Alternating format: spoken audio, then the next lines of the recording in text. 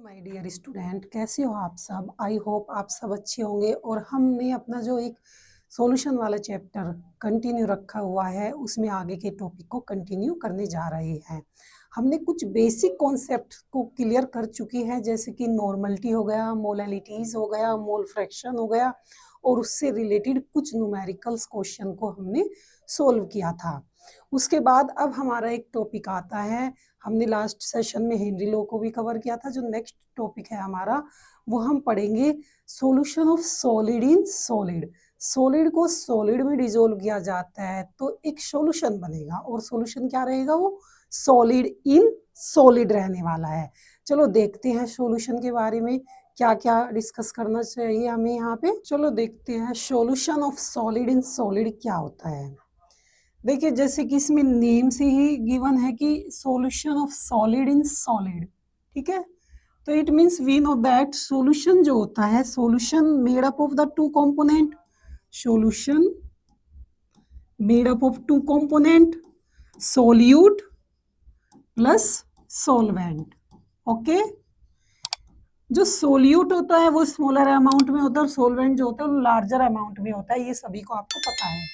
तो यहाँ पे देखिए, अगर सोल्यूट भी हमारा सॉलिड हो जाए और सोलवेंट भी अगर हमारा सॉलिड हो जाए तो जो सॉल्यूशन बनेगा वो कौन सा बनेगा, solution of solid in solid. जब सॉल्यूशन के दोनों ही कंपोनेंट सॉलिड फॉर्म में रहे तो बनने वाला सॉल्यूशन कौन सा हो जाएगा, सॉलिड इन सॉलिड। जैसे कि एलॉय होती है, लास्ट हमने एक टेबल लर्न की थी, उस टेबल में हमने क्या देखा था, जब सॉलिड को सॉलिड में मिक्स किया जाता है तो क्या बनता है, एलॉयज बनती है। तो यहाँ पे भी जो सेम यही है कि हमारा जब हम सॉलिड को सॉलिड में ही डिसॉल्व करते हैं तो क्या बनेगा, जो सॉल्यूशन बनेगा वो बनेगा सॉलिड इन सॉलिड्स। अब इससे आगे types of solid in solid solution को देखते हैं, कितने टाइप्स के होते हैं। देखिए टाइप्स ऑफ सॉलिड सॉल्यूशन, जो सॉलिड सॉल्यूशन है उसके टाइप्स टू टाइप्स के होते हैं।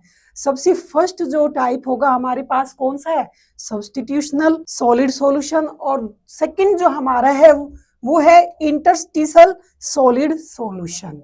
ठीक है, पहला कौन सा है, सब्स्टिट्यूशनल सॉलिड सॉल्यूशन, और सेकंड क्या है, इंटरस्टिशियल सॉलिड सॉल्यूशन। तो जैसे कि इसके नेम से ही हमें इसकी डेफिनेशन का पता चल जा रहा है कि सब्स्टिट्यूशन मींस क्या होता है, रिप्लेसमेंट होता है, और इंटरस्टिशियल मींस जो कि वॉइड्स में प्रेजेंट रहेगा।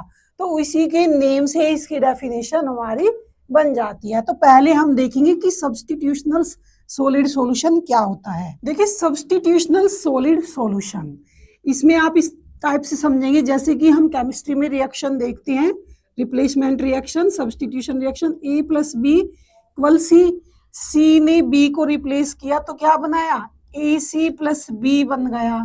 ओके, तो यहाँ पे सी ने किसको रिप्लेस कर दिया, बी को रिप्लेस कर दिया, और क्या बनाया, ए सी बना लिया।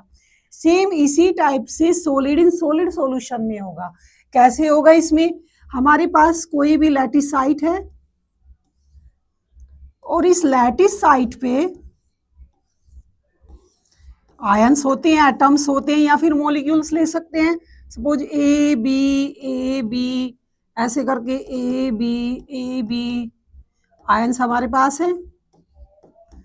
अब देखिए यहाँ पे अगर कोई भी एटम्स आयंस और मॉलिक्यूल्स किसी दूसरे एटम्स आयंस और मॉलिक्यूल्स को रिप्लेस कर देता है तो बनने वाला जो सॉल्यूशन होगा वो क्या होगा, सब्स्टिट्यूशनल सॉलिड सॉल्यूशन हो जाता है।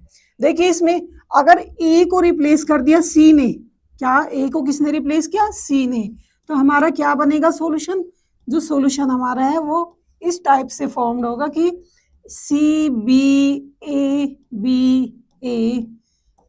बी इस टाइप से। ठीक है, तो यहाँ पे जो ए है वो किसने रिप्लेस किया, यहाँ पे सी ने रिप्लेस कर दिया, और बनने वाला जो सॉल्यूशन होगा वो क्या बनेगा, सब्स्टिट्यूशनल सॉलिड सॉल्यूशन। ठीक है, यहाँ पे अब हमें एक चीज को यहाँ पे ध्यान रखना है कि जो भी रिप्लेस कर रहा है, जो रिप्लेस कर रहा है और जो रिप्लेस हो रहा है, दोनों का जो साइज होता है वो अप्रोक्सीमेट इक्वल रहना चाहिए। क्या होना चाहिए, अप्रोक्सीमेट इक्वल रहना चाहिए, जब भी तो एक दूसरे को रिप्लेस कर सकेंगे। अगर एक का साइज छोटा है एक का बड़ा है तो वहां पे रिप्लेसमेंट में प्रॉब्लम आती है। तो दोनों का साइज क्या होना चाहिए, छोटा होना चाहिए। तो सब्स्टिट्यूशनल सॉलिड सॉल्यूशन में जब एक एटम्स आयंस और molecules replace by the other atoms molecules, तो वहां पे क्या बनेगा, सब्स्टिट्यूशनल सॉलिड सॉल्यूशन बनता है। और कंडीशन क्या है, जो एटम्स रिप्लेस हो रहा है और जो कर रहा है, दोनों का साइज अप्रोक्सीमेट इक्वल ही रहना है। तो इसके जो एग्जाम्पल है, एग्जाम्पल क्या क्या हो जाएंगे, क्योंकि एग्जाम्पल ही आते हैं एग्जाम में। जब हम मल्टीपल चॉइस क्वेश्चन देते हैं हमें एग्जामिनर एमसीक्यू, तो उसमें केवल एग्जाम्पल ही पूछे जाते हैं। सपोज इसमें कौन कौन से एग्जाम्पल हो गए, ब्रास हो गया, ब्रोंज हो गया, ठीक है। अब एग्जामिनर ने क्या दिया क्वेश्चन आपको कि ब्रास और ब्रोंज किस टाइप के सॉलिड सॉल्यूशन है, इंटरटिशियल है कि सब्स्टिट्यूशनल है। तो आपको बताने हैं कि कौन से है ये सब्स्टिट्यूशनल सॉलिड सॉल्यूशन होते हैं। क्लियर है यहाँ तक। नेक्स्ट हमारा जो रहने वाला है इंटरटिशियल सॉलिड सॉल्यूशन। अब देखो इसमें जब हम सॉलिड की ज्योमेट्री देखते हैं उसके लिए लैटिस साइट बनाते हैं सॉलिड के लिए। जैसे ही हम सॉलिड के आयंस मॉलिक्यूल्स और एटम्स को अरेंज करते हैं तो यहाँ पे स्पेस बच जाता है, ये बच रहा है स्पेस, यहाँ पे भी स्पेस, यहाँ पे भी स्पेस। इस स्पेस को हम क्या कहते हैं, वॉइड्स कहते हैं, ठीक है। जब कोई भी एटम्स आके इन वॉइड्स में फिट हो जाता है तो बनने वाला जो हमारा सॉलिड सॉल्यूशन है वो कौन सा होगा, इंटरटिशियल सॉलिड सॉल्यूशन बन जाता है, ठीक है। जब कोई भी आयन एटम्स या मॉलिक्यूल्स कोई भी फोरिजन आके इसकी वॉइड्स में एंटर कर जाता है, वॉइड्स में फिट हो जाता है, तो बनने वाला क्या है, इसमें इंटरटिशियल सॉलिड सॉल्यूशन होता है। ये कैटलिस्ट में भी यूज होते हैं, जैसे निकल है पीढ़ी इस टाइप से कि सरफेस पर आ जाते हैं और उसको अपने बाइंड कर लेते हैं। अब इस वाले में जब हम देखेंगे इसमें भी एक कंडीशन आती है, जैसे पीछे कंडीशन आई कि दोनों का साइज क्या होना चाहिए, सेम होना चाहिए, जो रिप्लेस हो रहा है और जो रिप्लेस कर रहा है दोनों का अप्रोक्सीमेट साइज इक्वल होना चाहिए। यहाँ पर भी एक कंडीशन आती है कि जो भी वॉइड्स में फिट होगा उसका जो साइज होता है वो स्मॉल होना चाहिए। साइज क्या होना चाहिए, स्मॉलर होना चाहिए। साइज बड़ा होगा तो वो उसमें फिट नहीं होगा होल में, लेकिन जब साइज छोटा होगा तो वो होल में फिट हो जाएगा और बनने वाला जो सॉल्यूशन होगा उसको हम क्या कहेंगे, इंटरटिशियल सॉलिड सॉल्यूशन। इसका सबसे बेस्ट एग्जांपल जो है वो टंगस्टन कार्बाइड होता है, ठीक है। इसमें क्या होता है, टंगस्टन जो होता है उसमें कार्बन जो होता है वो वॉइड्स में फिट हो जाता है, तो इसमें टंगस्टन कार्बाइड इसके एग्जाम्पल हो जाता है, ठीक है। क्लियर है यहाँ तक। नेक्स्ट हमारा है इसमें vapour pressure of liquid solution and Raoult's law. Most important topic आपका आ चुका है जिसमें से एग्जाम में क्वेश्चन पूछे जाते हैं। Vapour pressure of liquid solution and Raoult's law. Raoult's law तो सभी ने सुना हुआ है। राउल्ट्स लॉ क्या होता है, ये वोलेटाइल और नॉन वोलेटाइल दोनों के लिए होता है। तो इस चीज को समझने के लिए सबसे पहले हमें क्या समझना है, हमें वेपर प्रेशर को समझना होता है कि वेपर प्रेशर क्या होता है। अब बताइए वेपर प्रेशर होता क्या है। देखो इस वाले में जब हम लिक्विड सॉल्यूशन लेते हैं, क्या गिवन है यहाँ पे, लिक्विड सॉल्यूशन।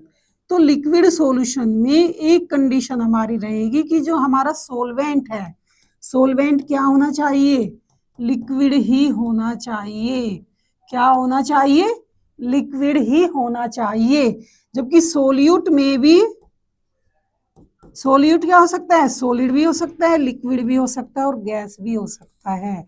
तो लिक्विड सॉल्यूशन के लिए क्या टर्म कंडीशन आ गई यहाँ पे कि जो हमारा सोलवेंट है वो लिक्विड ही रहेगा, वो लिक्विड रहेगा। और जो सोल्यूट है मे भी सॉलिड भी हो सकता है, लिक्विड भी हो सकता है और गैस भी हो सकता है, ठीक है। तो यहाँ से आपको लिक्विड सॉल्यूशन का पता चल गया कि लिक्विड सॉल्यूशन क्या है, जिसमें सोलवेंट क्या होगा, लिक्विड ही होता है। अब इसमें वेपर प्रेशर आता है। वेपर प्रेशर को हम देखते हैं, वेपर प्रेशर बहुत ही कॉमन है। वेपर प्रेशर को हम कैसे शो करेंगे, कैसे उसको एक्सप्लेन करते हैं, ये सब इसकी डेफिनेशन क्या होती है वो हम आगे करने वाले हैं। अब देखिए वेपर प्रेशर एक बहुत ही कॉमन टॉपिक है जो आजकल नॉर्मली अगर कोई घर में वर्क कर रहा है, किचन में वर्क करता है तो उसको वेपर प्रेशर का पता रहता है। सपोज हमने किसी भी बीकर में किसी एक वाटर को या फिर पानी को हीट किया, वाटर को हीट किया, सभी कर लेते हैं नॉर्मली। जब हम पानी को हीट करते हैं तो ये वेपर निकलती है इसमें से, और जो ये वेपर होती है ये एक प्रेशर एग्जर्ट करती है, जिसे हम क्या कहते हैं, वेपर प्रेशर कहते हैं। ठीक है, तो एक बहुत ही मोस्ट कॉमन एग्जांपल आपका जो आप घरों में यूज करते हो, घरों में देखते हो, अगर हमने मिल्क को हॉट किया या फिर इसको बॉयल कर लिया वाटर को, तो इन सब में क्या है, वेपर प्रेशर को हम देख सकते हैं। हम इसको कैसे देखेंगे, हमने एक बीकर लिया, बीकर में हमने वाटर ले लिया, कोई भी लिक्विड ले लिया हमने, जरूरी नहीं कि वाटर ही हमें लेना है, और इसके बाद हमने इसको कहीं से अटैच कर दिया, मोनोमीटर से अटैच कर दिया हमने इसको। मोनोमीटर से किस वजह से अटैच किया, क्योंकि मोनोमीटर किस में यूज होता है, बोलो मोनोमीटर किस में यूज होता है, मोनोमीटर जो होता है वो वेपर प्रेशर या प्रेशर को मेजर करने के लिए यूज किया जाता है। ठीक है, तो इसमें मोनोमीटर को हमने यूज किया। तो सबसे पहले हमने क्या किया, लिक्विड को हमने बॉयल करना शुरू कर दिया।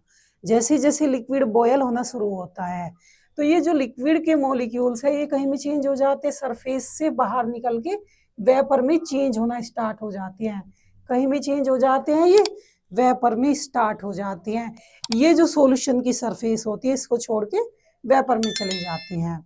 अब वेपर में जाने के बाद क्या होता है, कुछ देर तक तो वेपर ज्यादा रहेगी, फिर एक ऐसी कंडीशन आती है कि जो वेपर होती है वो कांस्टेंट हो जाती है। ठीक है, क्या हो जाएगी, कांस्टेंट हो जाएगी। तो उस कंडीशन में जो हमारा है वेपोराइजेशन इक्वल किसके हो जाएगा, कंडेंसेशन के इक्वल हो जाता है। दोनों के बीच में क्या हो जाएगी, एक इक्विलिब्रियम स्टैब्लिश हो जाती है। वेपोराइजेशन और कंडेंसेशन दोनों के बीच में क्या हो जाएगी, एक इक्विलिब्रियम स्टैब्लिश हो जाएगी, जिसकी वजह से ये जो वेपर होती है कांस्टेंट हो जाती है। और यहां से हम इस मोनोमीटर में इसके प्रेशर को मेजर कर लेते हैं।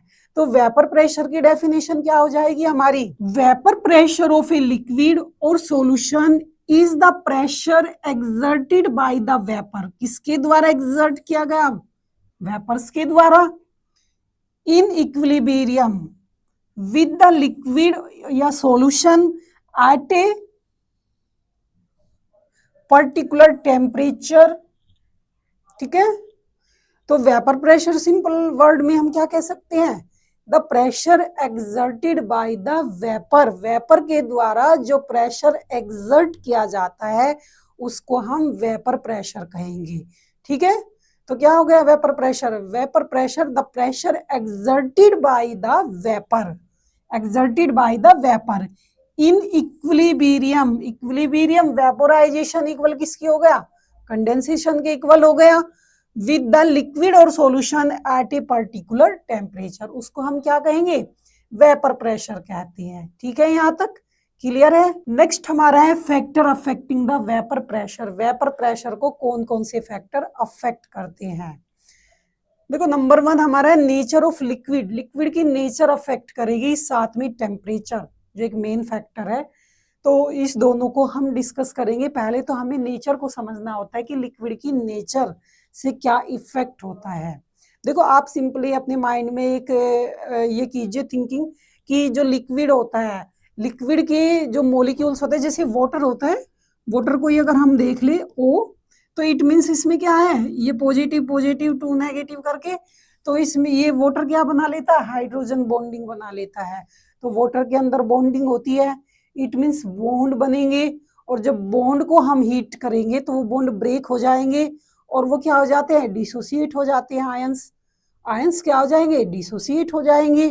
तो इस ये वाली जो नेचर्स होती है, इस नेचर से हमें क्या देखेंगे कि जो लिक्विड होता है अगर उनके बीच का बॉन्ड बहुत ज्यादा स्ट्रॉन्ग है तो वेपर प्रेशर क्या हो जाएगा, कम हो जाएगा, और अगर उनके बीच का जो बॉन्ड होता है वो वीक है तो क्या हो जाएगा, वेपर प्रेशर ज्यादा हो जाएगा। देखिए नेचर ऑफ द सॉल्वेंट कैसे देखेंगे हम नेचर को, अगर हमारे पास कोई भी वाटर मॉलिक्यूल्स हमने ले लिया, वाटर है या कोई भी ईथर है, अल्कोहल है, कुछ भी है, अगर उनके बीच का बॉन्ड जैसे ए और बी, सी और डी, अगर बीच का जो ये बॉन्ड है, ये बॉन्ड हमारा वीक है, क्या है ये, वीक है, तो ये जो बॉन्ड वीक रहेगा तो ये मोस्टली अगर इसको हम थोड़ी सी भी हीट देंगे तो ये कहीं में चेंज हो जाएगा, वेपर में चेंज हो जाएगा,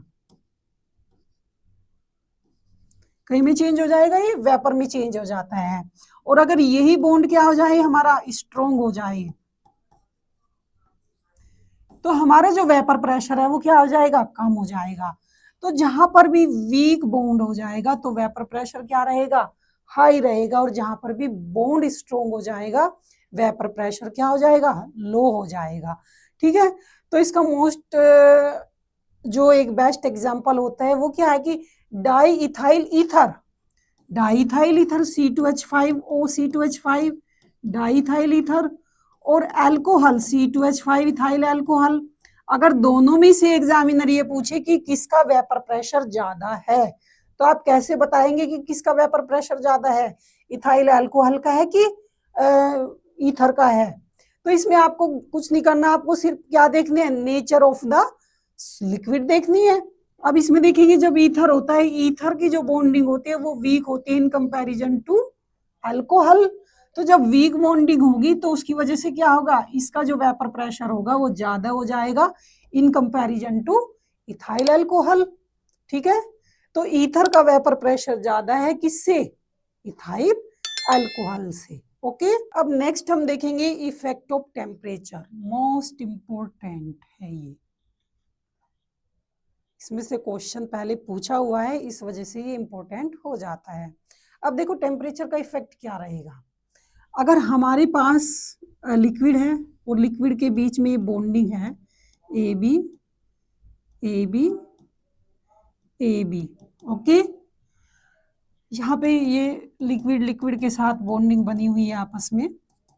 अगर हम यहाँ पे टेम्परेचर जो है हमारा उसको हाई कर दें, पहले लो है सपोज, उसको टेम्परेचर को हम अगर हमने हाई कर दिया तो क्या कंडीशन होने वाली है, जो ये बॉन्ड है ये ब्रेक हो जाएंगे, और ब्रेक हो जाने से वेपर प्रेशर, वेपर में चेंज जल्दी हो जाएंगे, और जब वेपर में जल्दी चेंज हो जाएंगे तो इसका वेपर प्रेशर भी ज्यादा हो जाता है। तो टेम्परेचर के साथ साथ वेपर प्रेशर भी क्या होगा, बढ़ जाएगा। ठीक है, देखिए टेम्परेचर का क्या इफेक्ट रहेगा इसमें कि जो टेम्परेचर अगर हमने बढ़ा दिया तो वेपर प्रेशर भी अपने आप ही इंक्रीज हो जाता है। ठीक है, क्योंकि ये जो टेम्परेचर बढ़ेगा तो इनके बीच की बॉन्डिंग इजिली टूटेगी, और जब ब्रेक हो जाएगी तो क्या होगा, ये जल्दी कहीं में चेंज हो जाएंगे, वेपर में चेंज हो जाएंगे। ठीक है, तो हम इसको एक नई इक्वेशन से भी शो करते हैं, effect of the temperature on the vapour pressure.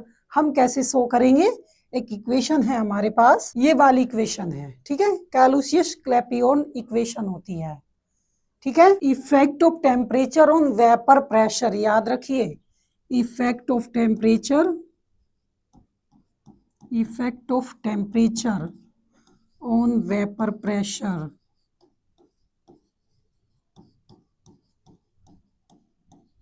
इस चीज को आपको याद रखना है। शॉर्ट फॉर्म में भी दे देते हैं क्लैपियन इक्वेशन, किसको शो करते, किसको शो कर रही है, इफेक्ट ऑफ टेम्परेचर का इफेक्ट किस पे, वेपर प्रेशर पे शो कर रही है। ठीक है, तो क्या होते हैं Clausius Clapeyron equation, P2 upon P1 delta H vaporisation enthalpy upon 2.303 R क्या हो जाएगी, T2 minus T1 upon T1 into T2। ये वाली इक्वेशन हमारी कैलुसियस क्लैपियन इक्वेशन हो जाती है, और जो बताते हैं किसके इफेक्ट को बताती है, effect of temperature on vapour pressure. आप इसका स्क्रीनशॉट लेके रख लीजिए और इसको याद करिए, क्योंकि ये इक्वेशन कई बार पहले पूछ चुका है एग्जामिनर। ठीक है, ठीक है, यहां तक हो गया, यहां तक हो चुका है, आगे चले। नेक्स्ट हमारा vapour pressure of liquid, liquid solution and Raoult's law, और Raoult's law for volatile solution. ठीक है, ये हमारा यहाँ से स्टार्टिंग हो जाती है राउल्ट्स लॉ के लिए, कि राउल्ट्स लॉ होता क्या है।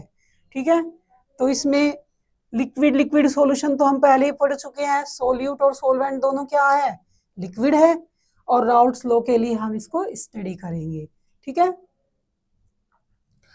अब देखिए इसमें हम क्या यूज करते हैं, जो पार्शियल प्रेशर होता है, पार्शियल प्रेशर किसके इक्वल होता है, मोल फ्रैक्शन के इक्वल होता है, और vapour pressure in the pure state के इक्वल होता है। पार्शियल प्रेशर किसके इक्वल हो जाएगा, सपोज हमारे पास दो कंपोनेंट है, पहले हम ले लेते हैं यहाँ पे सॉल्यूशन।